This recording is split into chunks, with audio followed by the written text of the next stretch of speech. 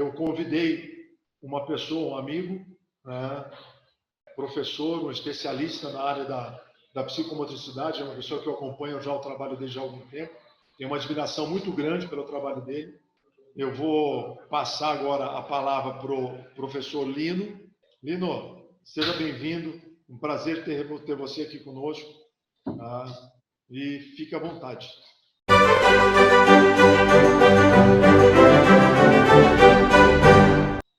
Bom, muito obrigado. Em primeiro lugar, eu gostaria de agradecer aí o convite do professor Walter, que nós conhecemos aqui carinhosamente por Valtinho. Então, muito obrigado. É sempre bom estar falando com professores e professores de educação física em especial, né? Só uma partezinha, Lino. Deixar meu agradecimento à nossa secretária, a professora Marta, que adorou a ideia, a Rosana, nossa diretora pedagógica, que ficou hiper, mega empolgada. Ela já conhecia alguma coisa do material do Lino, né?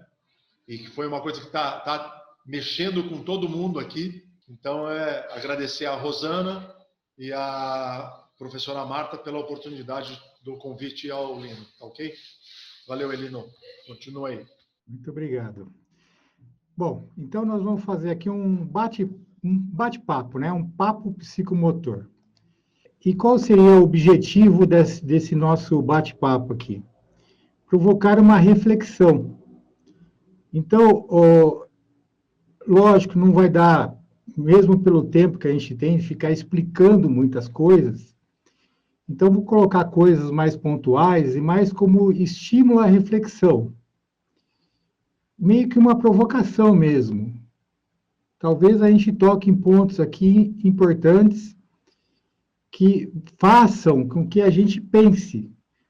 A ideia é que a gente desloque o nosso pensamento de paradigmas consolidados para novos paradigmas.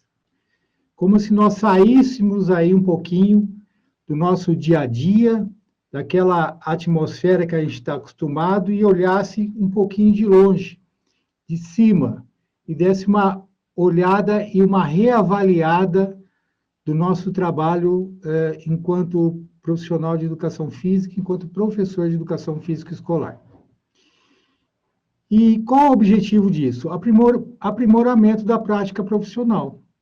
Nós estamos sempre voltados para o aprimoramento. Para mim, em particular, e para as pessoas que são meus alunos no meu curso, que me seguem na internet, sempre falo que o nosso foco está em ajudar o nosso aluno a ele se desenvolver. Então, a nosso viés é muito prático. Nós estamos muito interessados na prática. É lógico que nós temos a teoria, mas a teoria é uma teorização da nossa prática. Ela serve para que a gente tenha maior consciência do nosso trabalho, para que, de posse de maior consciência cada vez mais, nós possamos cada vez mais entender o nosso aluno e assim poder ajudá-lo no seu desenvolvimento, de forma consciente. Então, vamos lá.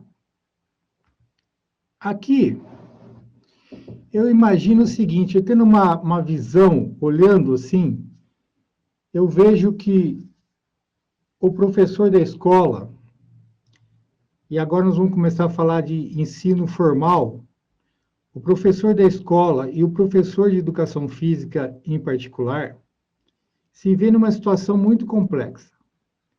Existe um quebra-cabeça imenso ali, com um monte de peças, que o professor tem que acabar buscando montar esse quebra-cabeça.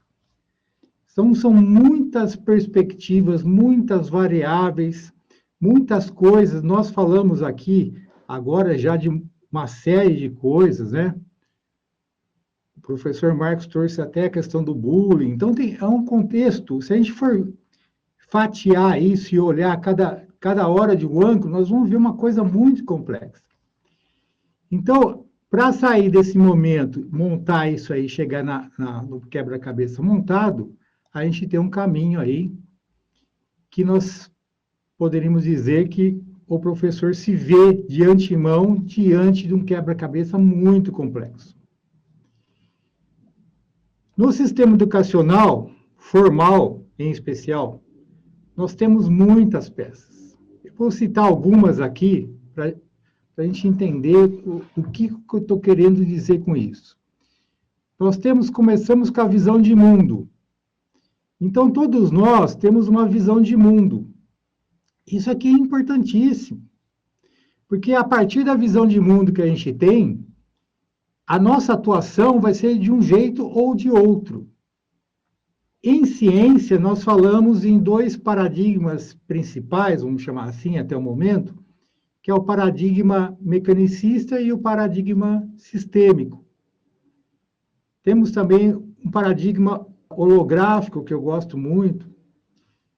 Então, tem essas visões de mundo que vão, conforme a gente vai ampliando a nossa visão de mundo, nós acabamos alterando, porque nós começamos a entender o mundo de certa forma, diferente da anterior, mais ampla, e isso vai mudando a nossa atuação. E que mundo que eu estou falando? Estou falando do mundo, das pessoas, do planeta, esse mundo externo, do universo, mas também do mundo interno, do mundo psíquico. E esse mundo que forma um único mundo dessa totalidade desses dois mundos. Nós temos também outras pecinhas aí, teoria e prática. Aqui fica, eu imagino, que fica claro de perceber que às vezes essas pecinhas não se encaixam. A gente criou até aquele ditado, né? Um ditado popular, na prática a teoria é outra. Como se ficasse tão comum, ó, a prática é uma coisa, a teoria é outra.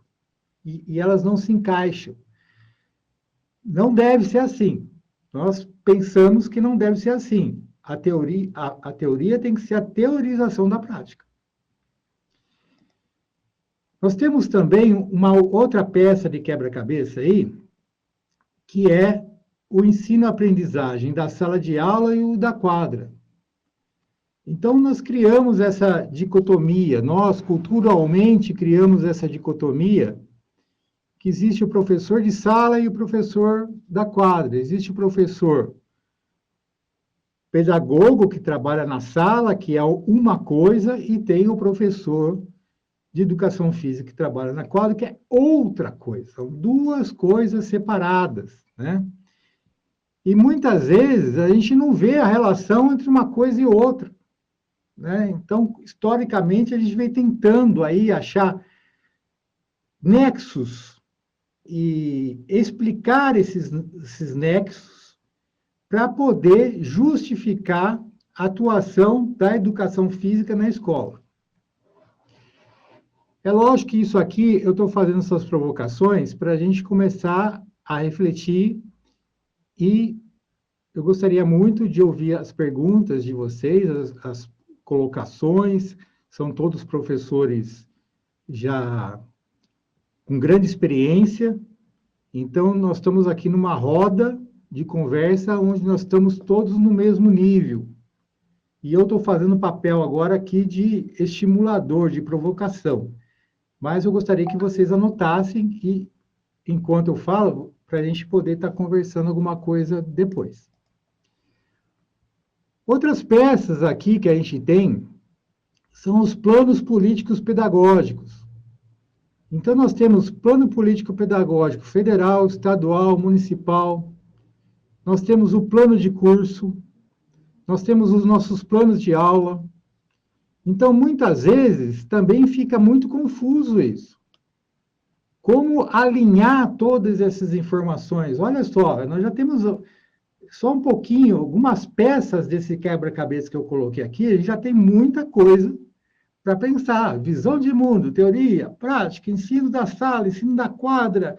Daí tem o plano político-pedagógico, que muitas vezes acaba virando só uma coisa formal, você só copia do ano passado para esse ano, muda a data, né? Não é um plano. Teve até discussões assim, homéricas, Como melhorar isso? Ah, não, vamos tirar o político do pedagógico. Então, é plano pedagógico. Como se fosse assim, você vê que nós estamos incomodados. Tem alguma coisa aí que não está fechando. Outra peça aqui que nós colocamos desse quebra-cabeça, que vocês podem notar que está ficando grande, seria a psicomotricidade, a qualidade de vida, que o Valtinho muito bem falou, a ludicidade, habilidades físicas, cognitivas, afetivas e ambientais. Meu Deus do céu. É muito, né? Pra gente, muita coisa para a gente lidar. Mas não acabou. Tem mais. Vamos colocar mais peças aqui. Você veja que nós falamos de um monte de coisa e até agora não falamos de aluno. Quando a primeira coisa que eu penso que nós deveríamos falar é o aluno. Tudo isso que eu falei antes só existe por causa do aluno. A escola só existe por causa do aluno. Né? Tudo tá aí, o centro é o aluno, mas na nossa cultura nós não acabamos, nos organizamos de forma que o aluno ficasse realmente no centro da escola, no centro do ensino formal. E temos o professor. Então, essa dupla professor e aluno é o centro da escola. Ali está a alma da escola, é ali que a coisa acontece, é ali que o fenômeno de ensino e aprendizagem acontece. Depois, nós temos os educadores da escola. Muitas vezes a gente nem fala, nem pensa assim, como as pessoas que trabalham na escola como educadores. Nós temos o pessoal da cantina, nós temos o inspetor, nós temos o segurança do estacionamento. Todos aí, esses têm contatos com os nossos alunos. Todos eles, de certa forma, exercem uma influência sobre os nossos alunos. Como nós não pensamos nele como educadores, já que eles estão na escola, então, muitas vezes, fica desconexo. A influência, a educação informal, até inconsciente, que esses educadores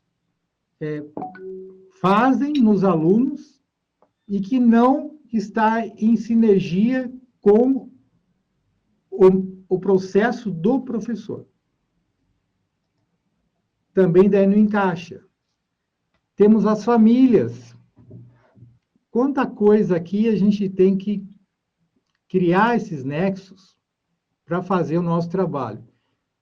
Agora, por outro lado, com uma outra visão, em vez de a gente olhar assim, nossa, mas é muita coisa, ficou muito complicado. Nós poderíamos olhar com outro olhar, falar, olha a dimensão do nosso trabalho, olha a oportunidade que nós temos, olha o impacto do nosso trabalho, do trabalho do professor que está ali no canto da quadra, de repente, conversando com o seu aluno, estimulando ele, envolvendo ele numa atmosfera psíquica amorosa, o que está acontecendo ali, o impacto com isso que dá todo nesse sistema que nós estamos falando. Aí nós temos duas pecinhas aí, que também complica, principalmente para o iniciante, é o que fazer e como fazer. Porque muitas vezes a gente pensa assim, o que fazer? E o como fazer? Para vocês terem uma ideia, eu não sei, eu vou falar da minha experiência agora e do que eu vejo nas universidades, inclusive como professor universitário, a gente não ensina os alunos da universidade a como fazer. A gente fala muita coisa, muita teoria.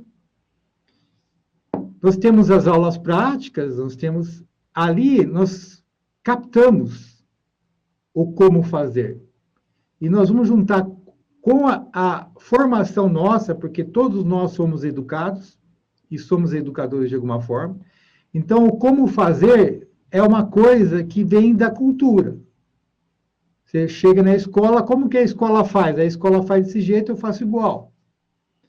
Então, tem o que fazer e o como fazer. E muitas vezes essas pecinhas não se encaixam também. E daí nós temos também a questão do método, da pecinha do método e a pecinha do sem método. Ou tem método ou não tem método nenhum. Para vocês terem uma ideia, eu não falei tudo que está envolvido, evidentemente. Procurei trazer algumas dimensões dessa complexidade que, na verdade, é a vida. Então, você imagina um professor montando um quebra-cabeça dessa tamanha complexidade. Não é uma tarefa fácil. Principalmente se as coisas estiverem confusas. Agora, eu tenho uma outra notícia. Aqui nós temos uma imagem de um quebra-cabeça plano. Em 2 dimensões, em altura e largura. Mas, na verdade, o nosso quebra-cabeça do dia a dia, ele é tridimensional. Ele tem 3 dimensões. Então, isso já dá uma complexidade muito maior. E mais do que isso, para apimentar mais ainda essa figura que eu estou criando, ele é altamente dinâmico. Ele está mudando. O aluno que eu dei aula ontem não vai ser mais o mesmo do que eu vou dar aula amanhã. Eu, que dei aula hoje, eu não sou mais o mesmo amanhã. Então, nós vamos encontrar um professor novo e um aluno novo numa nova interação. Olha só, é lindo isso. Mas se as coisas não tiverem... Se isso não for levado em consideração, por exemplo, pode ser que a gente tenha dificuldade de entender como esse fenômeno acontece. Então, qual que é o nosso desafio?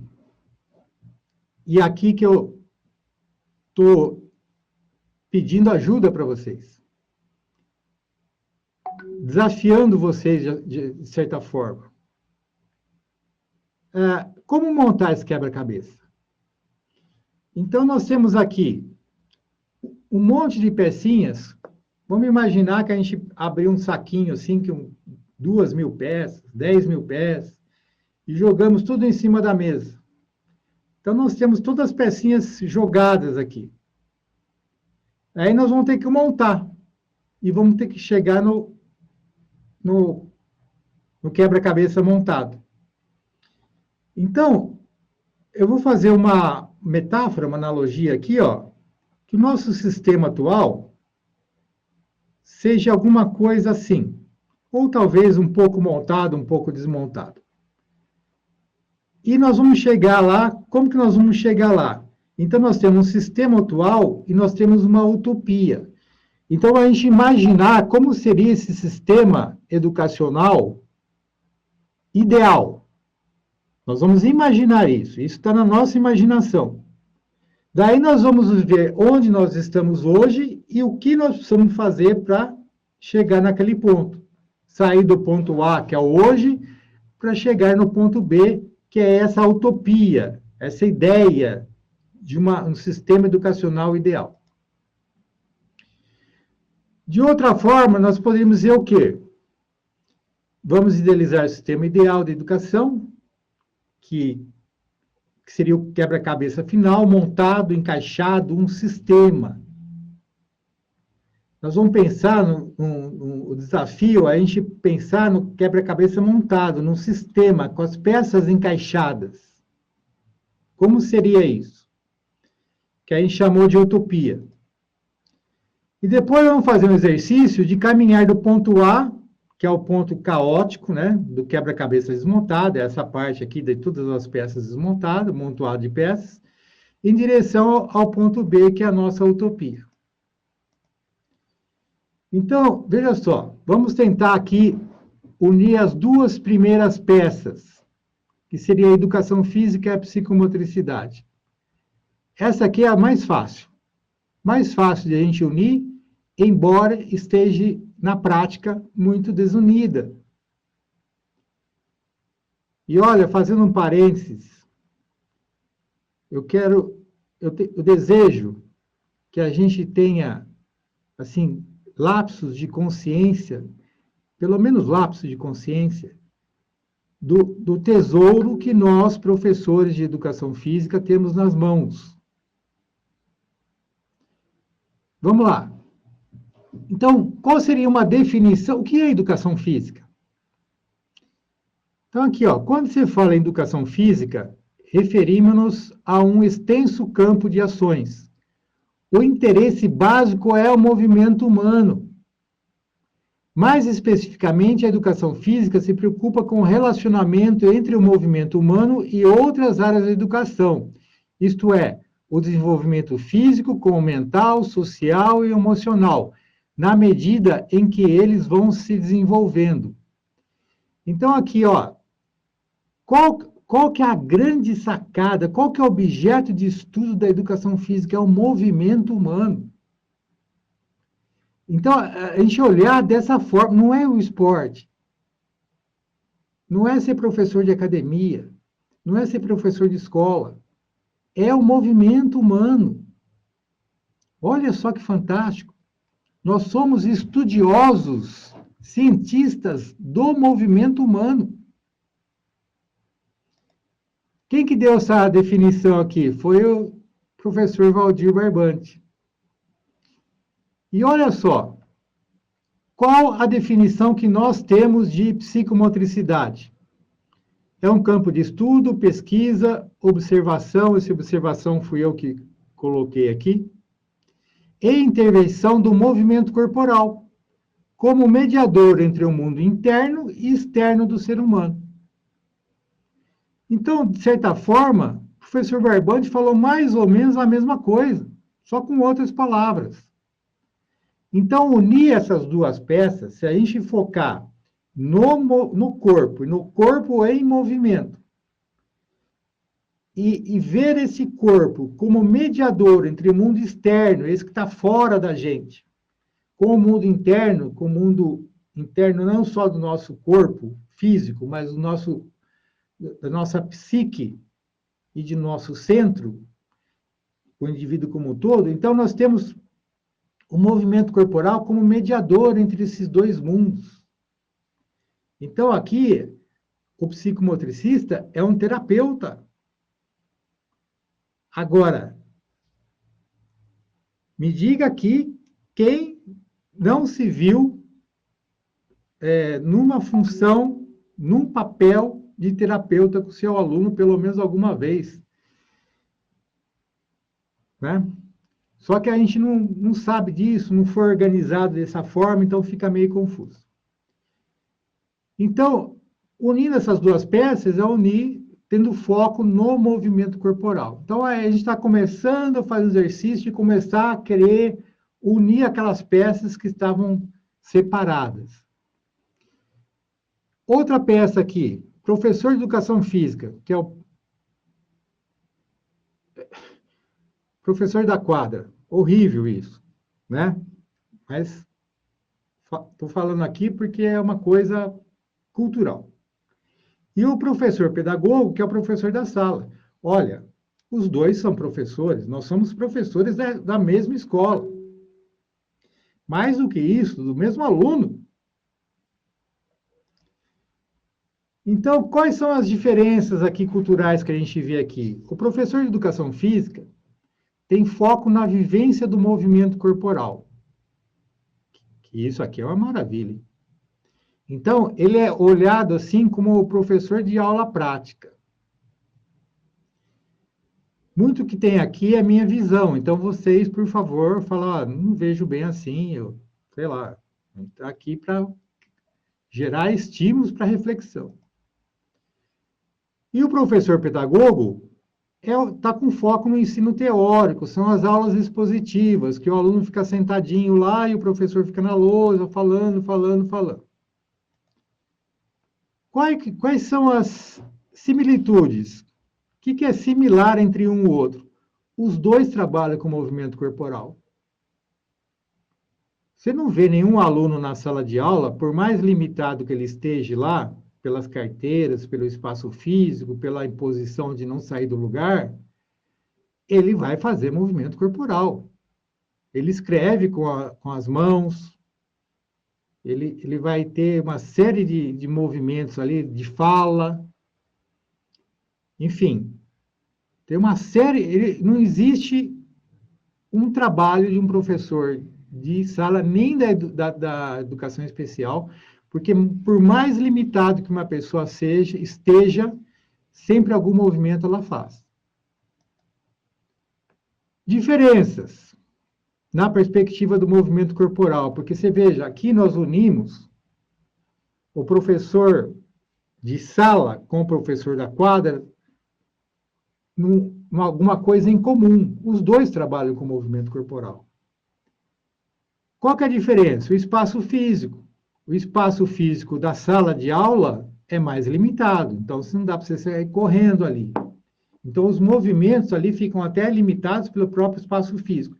Isso, estou falando de uma escola, aquela escola tradicional, porque tem escolas que não é assim. Vocabulário motor. O vocabulário motor do professor da sala de aula é mais limitado que o vocabulário motor do professor de educação física, que é uma riqueza que nós temos fantástica. Fantástica. Nós não damos valor para isso. Ah, mas professor, que movimento você está falando? Eu falei, ué, se a gente pegar os fundamentos, os movimentos básicos de um esporte, veja quantos movimentos existem. De chutar uma bola, dar um saque, arremessar uma bola, pegar uma raquete. Cada esporte já tem uma infinidade de movimentos. As artes marciais, e assim vai.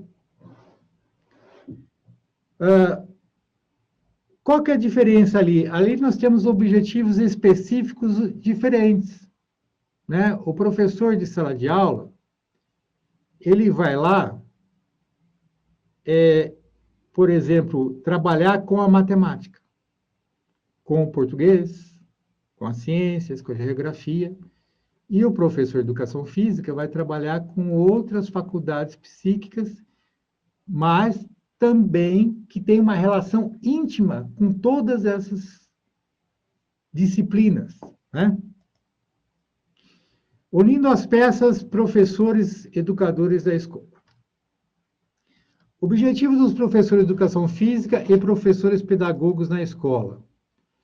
Então, o que nós defendemos? Qual a ideia que nós temos? O nosso método, o método que eu desenvolvi, que eu organizei, qual que é o objetivo do nosso método? É o desenvolvimento integral do indivíduo. Como esse nome, assim, às vezes parece muito amplo, e as pessoas não sabem lidar com isso, porque quando, na educação infantil, nós ouvimos mais falar de desenvolvimento integral do indivíduo. Mas as pessoas nós, professores, acabamos lidando com isso com o intelecto. Desenvolvimento integral do indivíduo não é só intelecto. Nós temos uma infinidade de faculdades psíquicas, né? Inclusive o sentimento, que agora, graças a Deus, parece que está entrando na moda. Então, nós tínhamos assim, na escola, nós temos as sensações, que é falada na educação infantil, nós temos o pensamento, que sempre foi falado, e temos o sentimento, que parece estar chegando agora.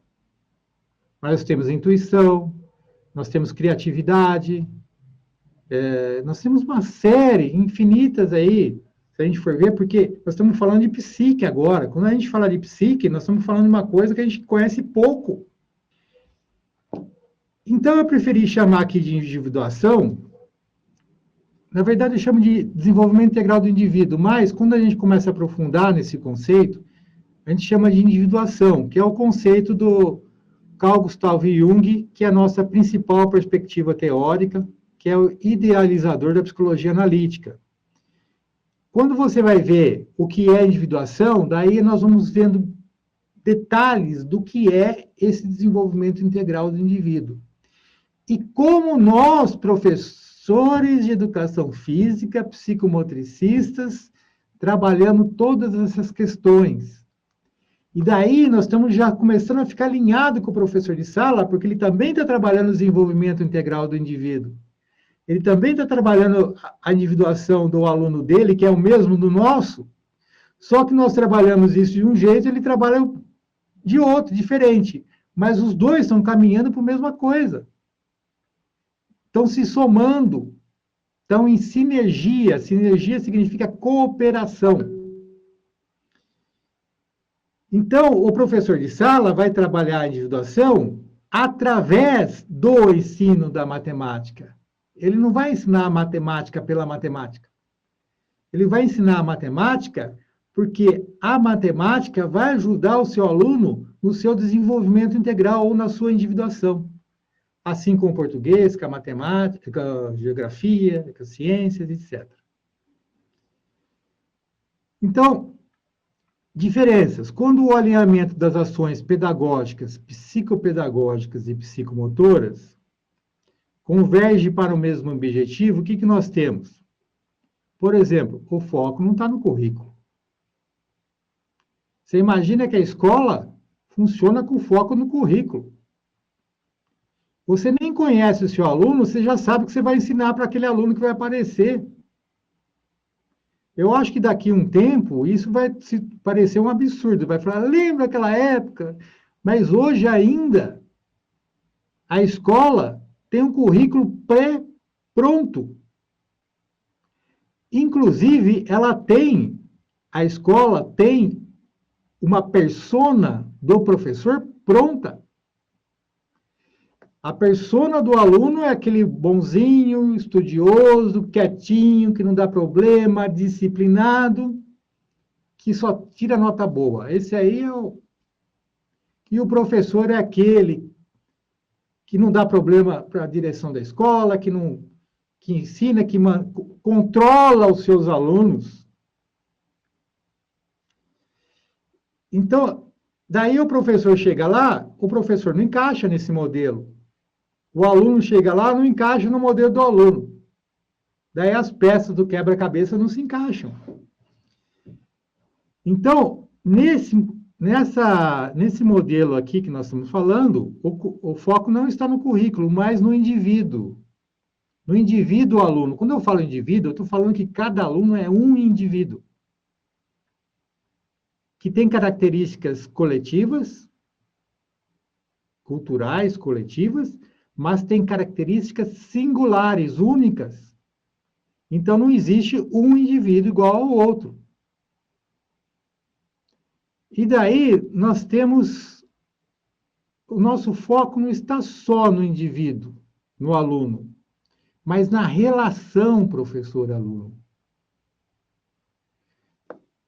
Se a gente vê assim, nessa visão de sistemas, sistêmica, e a mecânica quântica está ajudando bastante agora na questão de trazer uma linguagem científica para esses fenômenos, o que acontece? Na física tradicional, se eu tenho 1 mais 1, eu tenho 2. Então, eu tenho aqui uma parte, outra parte, eu tenho 2 partes. Isso é paradigma mecanicista. Paradigma sistêmico, que embasado aí pela mecânica quântica. Eu tenho um sistema, professor, tenho outro sistema aluno, e tenho um terceiro, que é a relação dos dois. Então, 1 mais 1 dá 1. É um outro sistema. Aquela relação professor e aluno é única. E aquele momento que você tem com o seu aluno nunca mais vai se repetir. Porque você mudou e o aluno mudou. Então, ali nós temos uma oportunidade imensa, né? E responsabilidade também. Então, na relação educador da escola, então, nessa visão, o educador da escola, que é aquele funcionário da escola, já começa a ter um outro papel, ele faz parte do sistema educacional. E o aluno, nós temos a família dele, não dá para, né? A gente tem que levar em conta. Eu não estou falando que nós temos que fazer necessariamente ações em prol da família. Eu acho que dá e é muito bacana. Mas eu estou falando aqui que não dá para você não entender que ele está dentro do sistema da família, aquele aluno. Dentro do bairro dele, dentro da cidade, dentro do país, dentro do planeta. Essa é a visão sistêmica. Então, quais são os resultados, as consequências dos resultados esperados? Sinergia entre todas as ações pedagógicas, psicopedagógicas e psicomotoras. Então, a gente conseguir ir montando esse quebra-cabeça, a gente vai ter mais... um vai cooperar com o outro. O sistema aluno vai cooperar com o sistema professor. Olha só, porque o professor, vendo o seu aluno se desenvolver, ele sente feliz e se sente realizado. No sistema caótico, o professor se sente frustrado, estressado e fica doente. Outra consequência é maior eficácia. Então, nós temos melhoras significativas na qualidade dos resultados. Porque você imagina agora que é todo um sistema trabalhando junto nisso. Nós estamos tocando numa música só, cada um com o seu instrumento, mas tocando uma música só, afinadinho. Entendeu? Então, o resultado vem. Aqui, ó, unindo a individuação, a peça individuação e qualidade de vida. Olha, nós já temos como objetivo promover o desenvolvimento integral do aluno. E na medida que o aluno vai se individuando, ele naturalmente tende a ter uma melhor qualidade de vida. Eu ia colocar aqui, ele vai ter uma melhor qualidade de vida, porque teoricamente ele vai ter.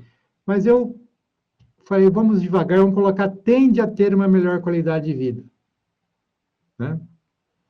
Por que que ele vai ter uma melhor qualidade de vida? Porque individuação, porque promover o desenvolvimento integral, ora, podemos esquecer que eu estou falando do professor de educação física. E nós temos competência para fazer tudo isso que eu vou falar aqui. Ele vai ajudar o seu aluno a resolver seus conflitos internos. Então, quando nós resolvemos os nossos conflitos internos, ele deixa de ser um conteúdo que suga a energia da psique, que me gera desequilíbrio, para ser uma coisa integrada à psique, que me deixa mais forte, mais equilibrado, mais seguro, mais feliz, mais tudo de bom. E eu vou deixando de projetar a nossa sombra nos outros. Eu não sei se vocês estão acostumados com essa linguagem, mais da psicologia, mas não tem problema nenhum para nós. Veja bem, às vezes nós temos conteúdos que a gente esconde na sombra. É um modo de dizer, esconde, a gente esconde. Eu fiz uma coisa, por exemplo, vou dar um exemplo simples. Eu fiz uma coisa que eu senti muita vergonha de ter feito. Putz, pisei na bola, cara. Mas eu fico com tanta vergonha que eu escondo até de mim. E vira inconsciente. Mas ela está lá, produzindo desequilíbrio. E muitas vezes eu projeto isso nos outros. Então, se tem uma coisa que eu não suporto nas outras pessoas, é isso, isso, isso. Cuidado com esse isso, isso, isso, que ele é existe uma probabilidade muito grande de isso estar na sua sombra. É uma coisa sua. Ampliando a consciência sobre si mesmo. Então, a gente vai se descobrindo, desenvolvendo suas habilidades psíquicas, físicas. Porque o ego e o corpo é uma dupla muito forte, muito unida. Então, conforme a gente mantém o nosso corpo equilibrado, saudável, é como se fosse uma antena que estaria bem regulada. Então, ela tem condições de captar faculdades psíquicas com mais facilidade. Então, fico mais inteligente, fico mais sábio. Então, é psíquica física. Se sente mais feliz e realizado. Lógico. Você imagina nós aqui, professores. Vamos supor que a gente descobriu um jeito aí de fazer tudo isso que eu estou falando, né? Daqui a 5 anos, 10 anos, você vai ser uma pessoa mais feliz e realizada. Porque nós viemos para cá para ser professor de educação física. Salvo, acho que difícil, né? Difícil a pessoa... Bom, mas vamos considerar que existe aí pessoas que estão no lugar errado.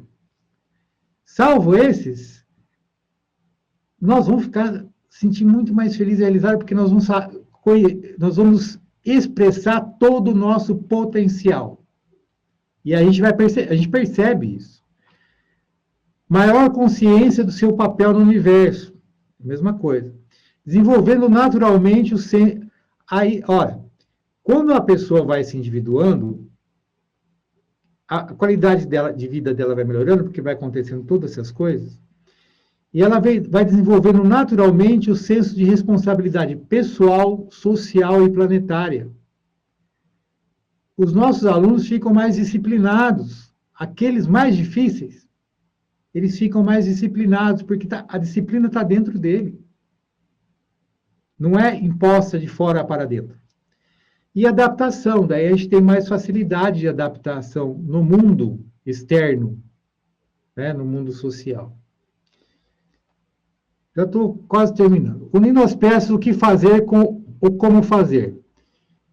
Bom, então agora temos o objetivo bem claro, né, para todo mundo, sabemos onde estamos e onde queremos chegar. Vamos supor que todos estão alinhados em relação ao objetivo e à sua função nesse sistema. Já sabemos o que fazer. Agora precisamos saber como fazer. Para sair do ponto A para ir no ponto B. E o como fazer é o método. Então, eu defendo a ideia que a escola precisa de método. Houve, uma certa época, uma ideia que isso não era bom. Era bom pegar um pouquinho de cada método. Daí você pegar um pouquinho de cada método, você junta aqui e fica um método melhor que aquele de todos os outros. Isso não é verdade. Esse pensamento não funciona. Porque se a gente pegar a melhor roda do Fusquinha, o melhor motor da Ferrari, o melhor volante do trator, a melhor carcaça de um Gordini, e construir um carrinho, ele não vai andar esse carro. Então, o método, ele tem um contexto que ele é coerente consigo mesmo, ele tem uma consistência interna. Então, o como fazer seria o método. Concluindo, olhar para a escola, então, como um sistema só, onde professores e educadores da escola trabalham em sinergia, alinhados na promoção de um mesmo objetivo, promover o desenvolvimento integral do indivíduo. Então, nessa escola utópica, você vai chegar lá para o cara da cantina e falar assim, ó, qual que é o objetivo da escola? Promover o desenvolvimento integral do indivíduo. Você vai chegar para o segurança lá dos carros, qual que é o objetivo da escola? Promover o desenvolvimento integral do indivíduo. Professor, qual que é o... Bom, hoje, saia perguntando para os professores qual é o objetivo da escola. Daí todo mundo vai falar a mesma coisa, todo mundo vai falar a mesma língua, todo mundo vai estar consciente do qual o objetivo e qual o seu papel. E, como eu falei, né, desenvolvimento integral do indivíduo, só recapitulando, quem é esse indivíduo? É o aluno e sua família, o professor e sua família, o educador da escola e sua família, o educador da Secretaria de Educação, aqui representando as várias esferas de gestão do sistema, e suas famílias. Você imagina o impacto que a escola daria se funcionasse desse jeito, porque ela vai quase que pegar a sociedade toda. Então, essa utopia, esse sonho, né? Até coloquei a frase aqui da Yoko Ono, deixa eu ver se eu consigo tirar daqui. Um sonho sonhado sozinho é um sonho. Um sonho sonhado junto é realidade. Então, essa imagem aqui do desenvolvimento em ciclos em espiral, todos caminhando no mesmo sentido. Todos nós caminhando, indo na mesma direção. Não está indo um para frente e outro para trás. Todos caminhando junto, em sinergia, daí nós teríamos, alcançaríamos esse sistema educacional utópico e nós seríamos muito mais felizes e realizados. Gratidão. Era isso aí que eu queria passar esse estímulo para reflexão para vocês. Obrigado.